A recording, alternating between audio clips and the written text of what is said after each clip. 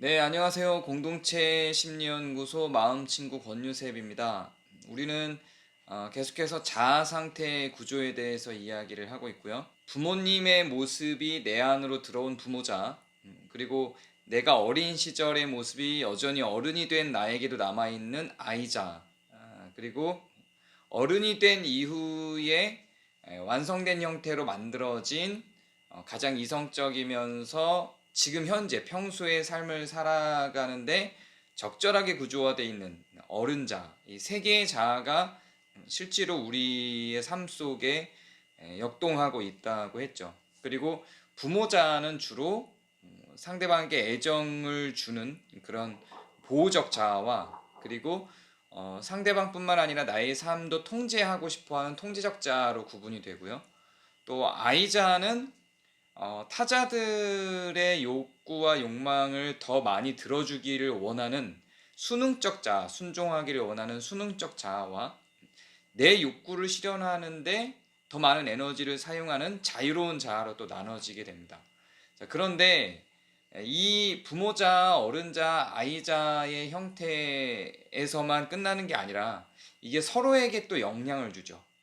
가장 건강한 건 내 안에 부모님의 모습이 있을 때 그것을 구체적으로 분석할 수 있고, 내가 그거를 내 안에서 꺼내낼 수도 있고 활용할 수도 있고, 어린 시절의 내 모습을 내 안에서 꺼내낼 수도 있고 활용할 수도 있고, 그 부모자와 아이자의 모습을 이 어른이 된 형태의 지금의 나, 이 어른자가 내가 선별적으로 활용할 수 있는, 그래서 분리된 채로 내가 의식적으로 활용할 수 있는 상태로 가는 게 제일 건강하다 그랬어요. 그런데 그것이 내가 통제할 수 없는 상황으로, 내가 분별해낼 수 없는 상황으로 부모자가 어른자로 침입해 오는 상황, 아이자가 어른자로 침입해 오는 상황을 오염이라고 했는데요. 원하지 않는 상황에서 계속 부모자가 이 어른자를 괴롭히면서 침입해 들어와서 나를 오염시키는 상태와, 아이자가 내 어른자로 들어와서 나를 오염시키는 상태가 계속해서 반복돼서 어른의 모습으로서, 어른자의 모습으로서 살아가는 것들이 균형을 잃었을 때, 그때 우리는 어떤 심리적인 문제에 봉착한 증상을 경험하게 됩니다. 물론 이 아이자의 모습이 늘 나쁘기만 한 건 아니고, 이 어른자로서의 내가 통제할 수 있고 활용할 수 있다면 좋은 영향을 주기도 해요. 이를테면 어른자의 형태로서 지금 살아가야 되는 일상 속에 잘 살아가다가 내가 오늘은 좀 신나게 놀고 싶어, 이럴 때는 어린 시절의 모습으로 훅 들어가는 거죠. 그래서 노래방을 가든지 산을 가든지 놀러 가서 아이자 시절에 놀았던 모습을 막 발현하는 거예요. 자유로운 자의 나로 돌아가는 거죠. 이렇게 그런 것들을 내가 선별적으로 활용할 수 있다면 훨씬 더 건강한 모습으로 갈 수 있는 거죠. 그런데 그게 잘 안 될 때, 이건 오염됐다고 표현을 합니다. 그래서 지난번에는 그 오염된 상황의 나에 대해서 그 역동을 좀 설명을 했는데요. 자, 오늘은 이 오염된 상태의 그 나뿐만 아니라 그 오염이 또 다른 자아들에게 영향을 주는 역동을 좀 살펴보려고 합니다. 이걸 살펴보기 위해서 제가 리비도와 카덱시스라고 하는 개념도 이야기를 했었는데요. 부모자가 아주 많은 리비도를 갖고 있어요. 부모자가 내 안에 가득한 거죠. 부모님이 나에게 가르치고 세상을 어떻게 살으라고 요구했던 게 내 안에 가득 차 있어요. 그런데 어른자가 그것을 적절히 통제하고 필요할 때만 꺼냈으면 괜찮은데, 그 부모자가 나에게로 침입해 들어오는 것, 내 어른자의 허락 없이, 내 어른자의 분별 없이, 통제 없이 그대로 내 삶 속으로 침입해 들어와서 나의 선택과 상관없이 나는 원하지 않음에도 불구하고 그 부모자가 나를 막 끌고 가는 상황들이 이제 발생을 한단 말이에요. 나는 원하지 않지만 아버지가 내게 보여줬던 통제적인 모습들로, 어머니가 나한테 보여줬던 그 오지랖을 넓히는 지나친 사랑의 모습들로 내 안에 나타나서 내가 그렇게 행동하고 있는 모습을 발견하게 되는 거죠. 자, 그런데 그게 부모자가 어른자로 침입해 들어온 모습인데, 왜 그러냐면 그 부모자의 녹아져 있는 리비도가, 정신 에너지가 가득한 거예요. 내 어른자에 있는 정신 에너지보다 부모자를 내 안에 담을 때의 그 경험을 통한 정신 에너지가 내 안에 훨씬 더 강력하게 있는 거죠. 그러니까 그게 흘러나올 수밖에 없게 되는데, 그게 에너지로만 있으면은 흘러나오지 않는데, 그게 흘러나오는 통로, 촉발 사건들이 발생을 하는데요. 그게 흘러나오는 통로를 카덱시스라고 했습니다. 근데 그게 이 부모자의 모습이 어른자로만 흘러나오지는 않아요. 그렇지 않고 이 부모자의 모습이 이 아이자로 흘러나가는 상황도 발생을 하게 됩니다. 지난번에는 그 부모자의 모습이 어른자를 오염시키는 형태로만 나타났는데, 이젠 그게 워낙 거대해져서 아이자를 침해하는 현상이 발생을 하기도 하는 거예요. 그러면 어떤 일이 벌어지는지 예를 들어볼게요. 이거 너무 이론적이니까 이해가 잘 안 가죠. 어떤 일이 벌어지는지 예를 들자면 이럴 수 있어요. 내가 어떤 일을 해야 돼요. 나는 굉장히 젠틀하게 사람들한테 친절하게 잘 대해주는 상사예요. 예를 들면. 그리고 부하 직원들을 잘 다스리는, 적절하게 칭찬도 해주고 자유도 주고 하면서 잘 다스리는 어른자를 갖고 있는데, 이제 스트레스가 좀 쌓여가면서 내 안에 있는 부모자가 자꾸 역동하는 거예요. 통제해, 통제해. 막 이 통제적 리비도가 막 솟아나는 거죠. 그러면서 통제해, 통제해, 나한테 막 이렇게 가르쳐요. 그런데 그 통제하고자 하는 부모자 속에 있던 그 리비도가, 그 욕구가 내 어른자로 침입을 해서 어른자하고 조율을 하는 게 아니라 통제해, 통제해 하고 어떤 부모자의 모습이 드러나야 되는 상황에서 이게 어른자로 가지 않고 아이자로 가버려요. 그리고 그 아이자에 있는 자유로운 자아가 막 나오는 겁니다.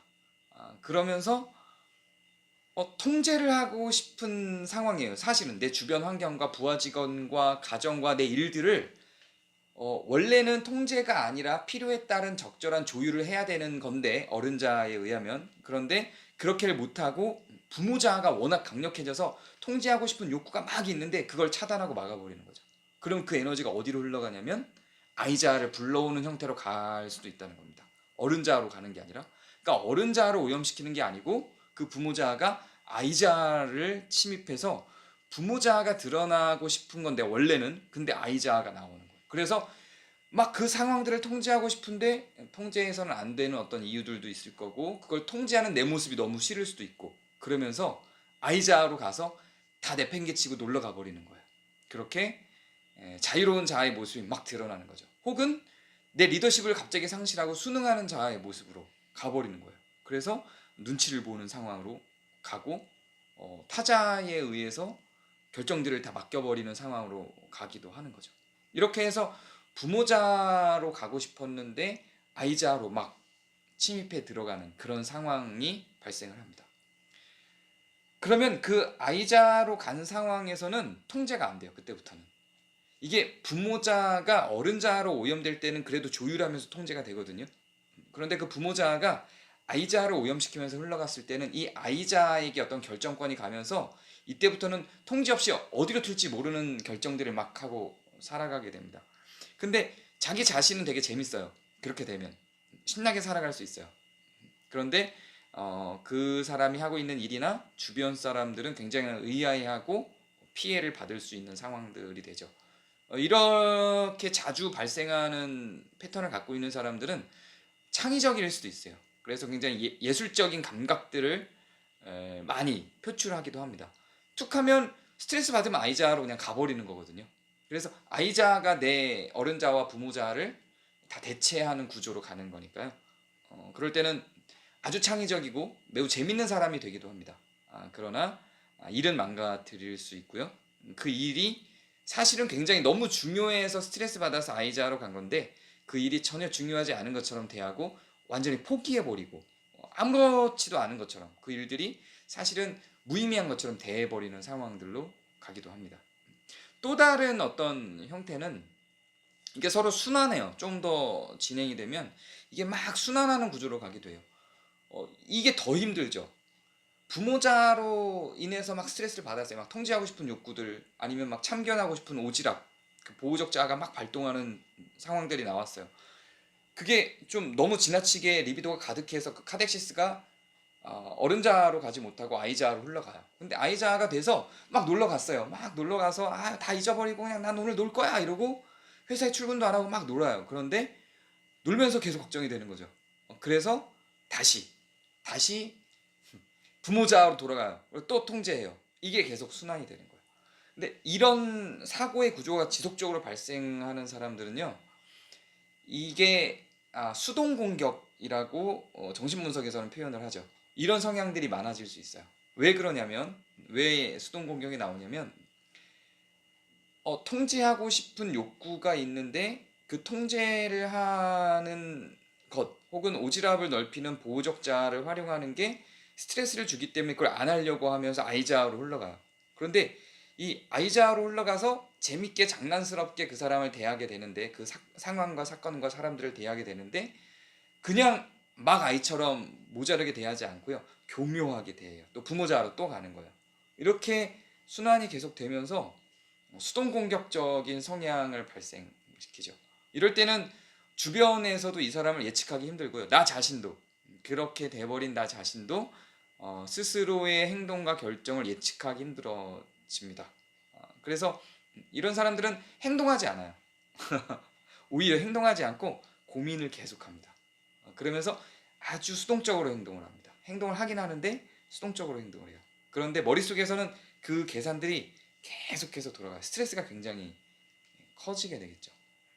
그래서 지난 그 카데시스와 리비도를 중심으로 그 전에 했던 교류 분석 이론, 어른자의 부모자와 아이자가 오염시키는, 그래서 오염시키는 걸 넘어서서 오늘은 이제 그 부모자가 어른자를 오염시키거나 아이자가 어른자를 오염시키는 게 아니라 부모자가 아이자가 역으로 부모자를 오염시키는 이런 구조들을 살펴봤어요. 이런 경우는 가능은 하겠지만 별로 없어요. 아이자로 가고 싶어요. 어른이 됐는데 그냥 막 놀고 싶어요. 근데 그 노는 게 통제돼서 어른자로 가고 끝나는 거 이런 건 별로 없습니다. 부모자로 갔는데 부모자가 오염이 돼서 부모자의 리비도가 굉장히 커졌는데 카덱시스가 아이자로 가서 아이자에서 끝나든지 아니면 이게 계속해서 순환하든지 하지, 아이자의 리비도가 가득해서 그게 어른자를 오염시키는 게 아니라 부모자를 오염시키고 끝나는 구조는 별로 존재하지 않습니다. 이렇게 어른자가 아닌 부모자와 아이자가 서로 교류하는 형태는 원형으로 돌면서 지속적인 그런 순환 구조로 가든지 아니면 부모자의 리비도가 가득해서 아이자로 가고 끝나든지 하는 형태로만 발생을 하게 됩니다. 여러분들한테는 이런 모습이 있나요? 꼭 다 나쁘지는 않아. 이런 성향이 가끔 튀어나올 수 있어요. 뭐 나는 스트레스를 받아서 일이 너무 많았는데 아이자가 막 발동해서 여행 한번 다 갔다 왔어. 회사 한 2, 3일 빠지고. 뭐 가끔 이럴 수는 있죠. 이렇게 가끔 이런 현상들이 튀어나오는 건 나쁘지는 않아요. 그럴 수 있어요. 그러나 이것이 전체적인 삶의 패턴으로 고정이 되는 건 여러 가지 문제들을 야기할 수 있는 형태가 되니까요. 치료가 필요할 수도 있겠죠. 그러나 이런 게 한두 번 있다고 해서 그게 큰 문제를 발생시키는 거는 물론 아닙니다.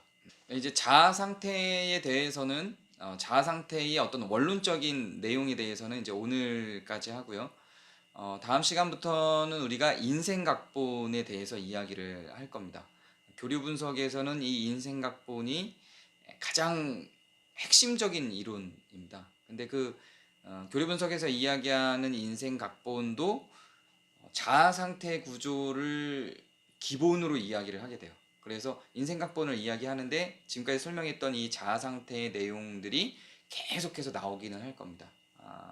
이걸 활용해서 우리 안에 있는 인생 각본이 어떻게 구축됐는지를 이제 살펴보는 그런 시간을 다음 시간부터는 갖도록 하겠습니다. 기대해 주시고 앞으로 계속해서 함께 해 주시기 바랍니다. 감사합니다.